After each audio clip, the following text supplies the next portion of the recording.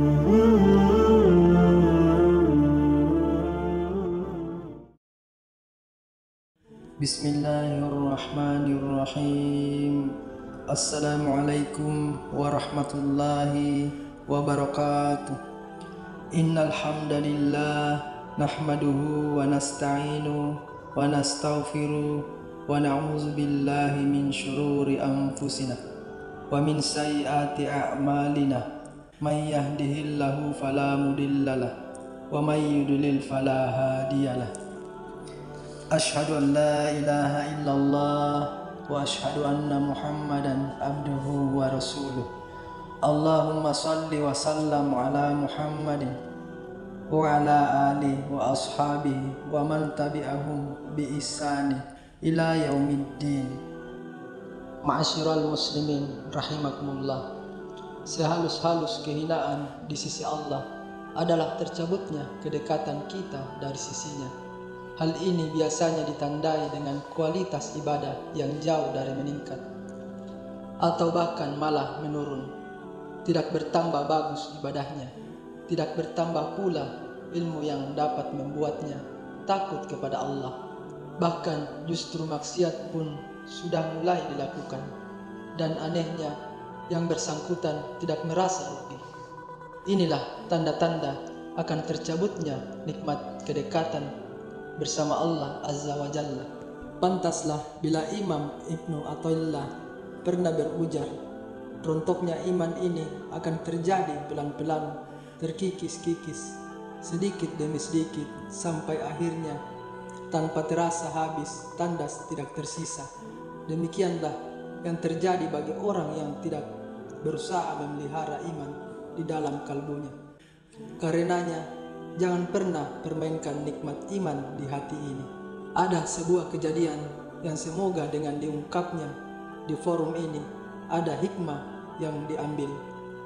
Kisahnya dari seorang teman yang waktu itu nampak begitu rajin beribadah. Saat sholat tak lepas dari linang air mata. Sholat tahajud pun tak pernah putus. Bahkan anak dan istrinya diajak pula untuk berjamaah ke masjid.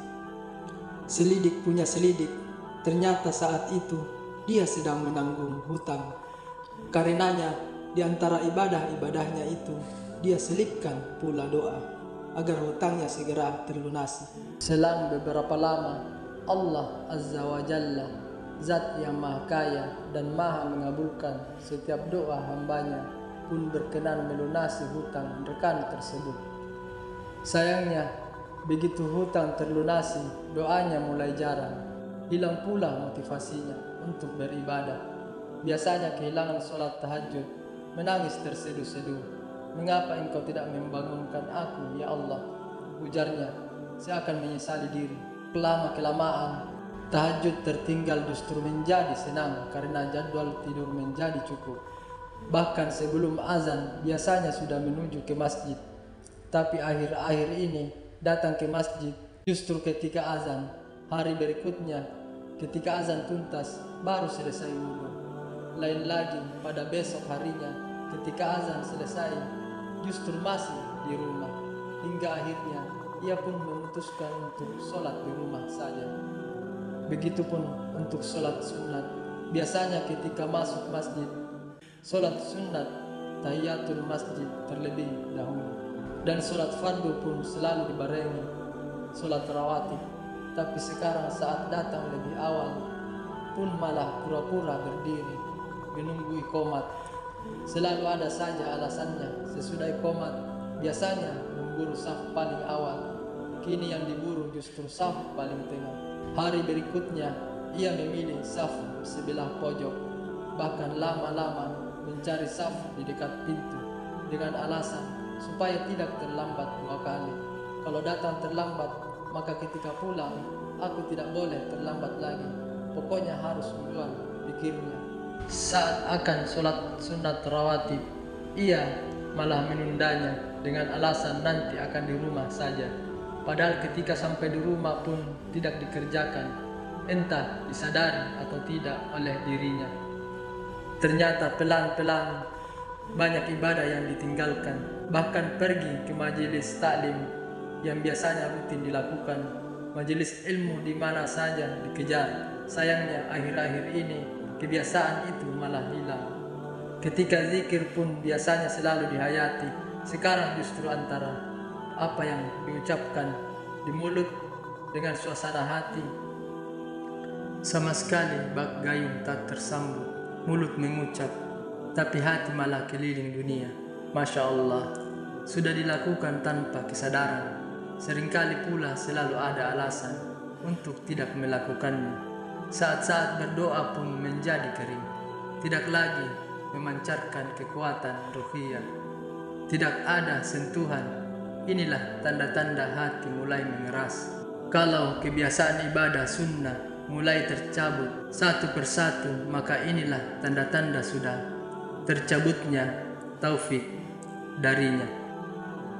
Akibat selanjutnya pun mudah ditebak. Ketahanan penjagaan diri menjadi blong, kata-katanya menjadi kasar, mata jelalatan tidak terkendali, dan emosinya pun mudah membarat. Apalagi ketika ibadah sholat yang merupakan benteng dari perbuatan keji dan munkar mulai lambat dilakukan. Kadang-kadang pula mulai ditinggalkan ibadah yang lain. Nasibnya tak jauh beda, hingga akhirnya meninggallah ia dalam keadaan hilang keyakinan kepada Allah. Inilah yang disebut su'ul khatimah, jelek di akhir. Na'udzubillah. Apalah artinya hidup kalau akhirnya seperti ini? Ada lagi sebuah kisah pilu ketika suatu waktu bersilaturahmi ke Batam. Kisahnya ada seorang wanita muda yang tidak bisa menjaga diri dalam pergaulan dengan lawan jenisnya, sehingga dia hamil. Sedangkan laki-lakinya tidak tahu entah kemana, tidak bertanggung jawab. Hampir putus asa ketika si wanita ini minta tolong kepada seorang pemuda masjid. Ditolonglah ia untuk bisa melakukan persalinan di suatu klinik bersalin, hingga ia bisa melahirkan dengan lancar. Walau tidak jelas siapa ayahnya, akhirnya si wanita ini pun menjadi ibu dari seorang bayi mungil. Sayangnya, sesudah beberapa lama ditolong, sifat-sifat jahiliyahnya kambuh lagi. Mungkin karena iman dan ilmunya masih kurang. Bahkan ketika dinasehati pun tidak mempan lagi, hingga akhirnya dia terjerumus lagi. Demikianlah kisah si wanita ini. Ia kembali hamil di luar nikah, tanpa ada pria yang mau bertanggung jawab. Lalu ditolonglah ia oleh seorang yang ternyata akidahnya beda. Seorang yang akan membantu pun menawarkan bantuan keuangan dengan catatan harus pindah agama terlebih dulu. Si wanita pun menyetujuinya. Dalam hatinya, toh hanya untuk persalinan saja. Setelah melahirkan, aku akan masuk Islam lagi. Tapi ternyata Allah menentukan lain. Saat persalinan itu justru malaikat Israel datang menjemput. Meninggallah si wanita dalam keadaan murtad. Na'udzubillah.